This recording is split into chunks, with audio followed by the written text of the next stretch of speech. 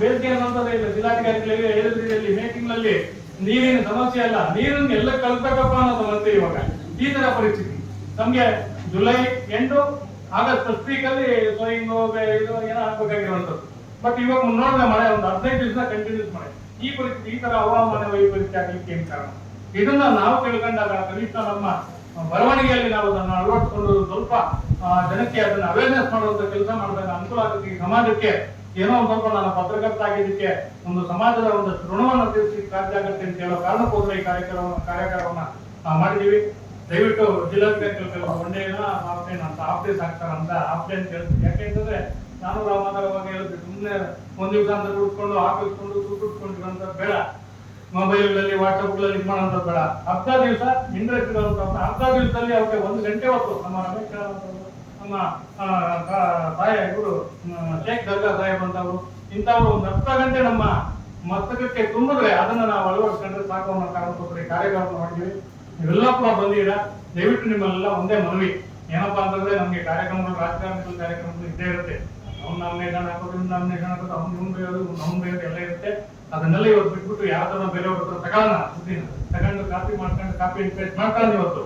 ಆದ್ರೆ ಇನ್ನೊಂದು ಸ್ವಲ್ಪ ಮಧ್ಯಾಹ್ನದವರೆಗೂ ಎಲ್ಲ ಇದ್ದು ಕೂಡ ನೀವೆಲ್ಲರೂ ಕೂಡ ಇದನ್ನ ಮಾಡಿದ್ರೆ ನಮ್ಮಿಂದ ಈ ಸಮಾಜಕ್ಕೆ ಒಂದು ಕೊಡುಗೆ ಸಿಕ್ಕಂಗಾಗುತ್ತೆ ಅಂತ ಹೇಳ್ತಾ, ಈ ಒಂದು ಕಾರ್ಯಕ್ರಮದಲ್ಲಿ ಮತ್ತೊಮ್ಮೆ ಜಿಲ್ಲಾಧಿಕಾರಿಗಳು ಬಂದಿದ್ದಾರೆ. ಅವರಿಂದ ನಮ್ಮ ನಿರೀಕ್ಷೆ ಜಾಸ್ತಿ ಇದೆ.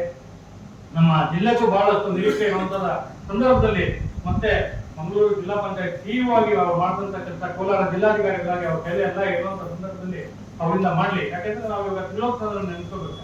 ತ್ರಿಲೋಕಚಂದ್ರ ಸಂದರ್ಭದಲ್ಲಿ ನರೇಗಾ ಸ್ಕೀಮ್ ಬಳಸ್ಕೊಂಡು ಈ ಬೋರ್ವೆಲ್ಗಳೆಲ್ಲ ಇದು ಮಾಡೋದು, ಇದನ್ನ ರೀಚಾರ್ಜ್ ಮಾಡೋದು.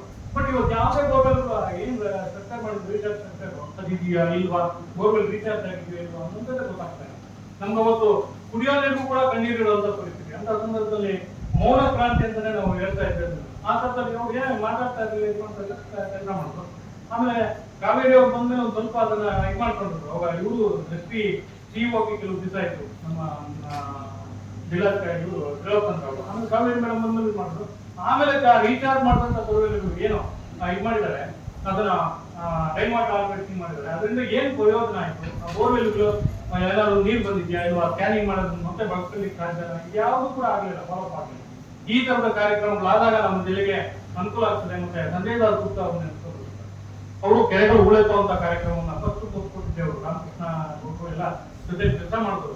ಸಂಜಯ್ ದಾಸ್ ಗುಪ್ತಾ ಅವ್ರನ್ನ ಎಲ್ಲ ನಮ್ಮ ಬಂಗಾಳಿ ಬಾಬು ಅಂತ ಸುತ್ತ ಇಟ್ಕೊಂಡು ಕುದುರೆ ಮೇಲೆ ಹೋಗ್ತಾ ಇರೋರು.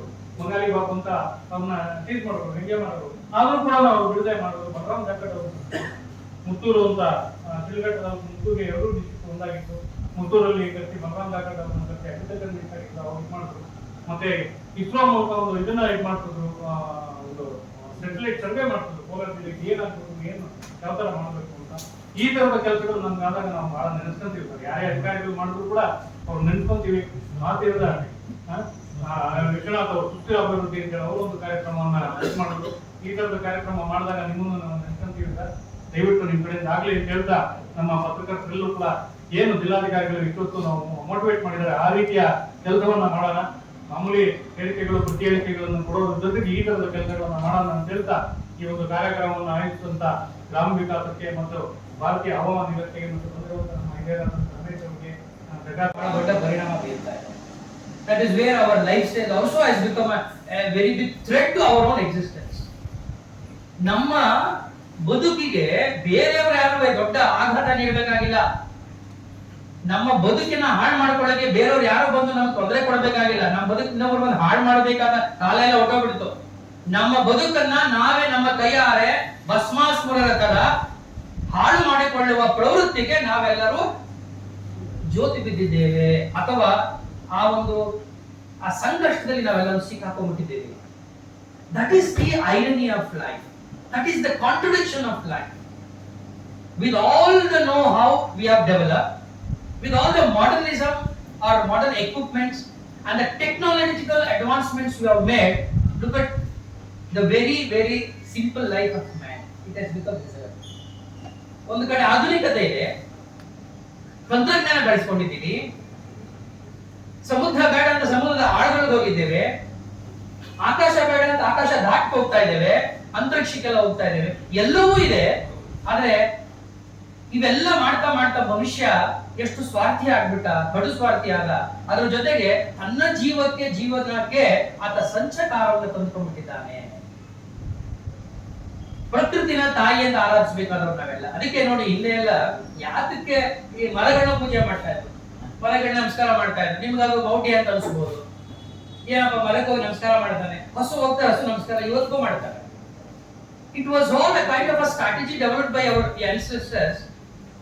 In a way, they were trying to protect and preserve them. ಮರನ ನಮಸ್ಕಾರ ಮಾಡಿ ಪೂಜೆ ಮಾಡಿದ್ರೆ ಬಹುಶಃ ಆ ಭಯಕ್ಕೋಸ್ಕರ ಆ ಮರನ ಕತ್ತರಿಸೋದು ನಿಲ್ಲಿಸ್ತಾರೆ ಮನುಷ್ಯ ಅಂತ. ಸೊ ಈ ಒಂದು ತಿಳುವಳಿಕೆ ಅಥವಾ ಈ ಒಂದು ಜ್ಞಾನ ಇದೆಯಲ್ಲ, that is missing in our syllabus.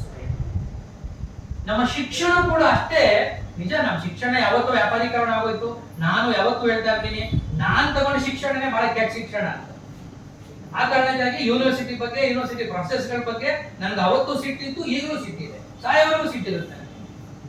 Because I never learned anything within the four walls of the schools and the colleges and the university.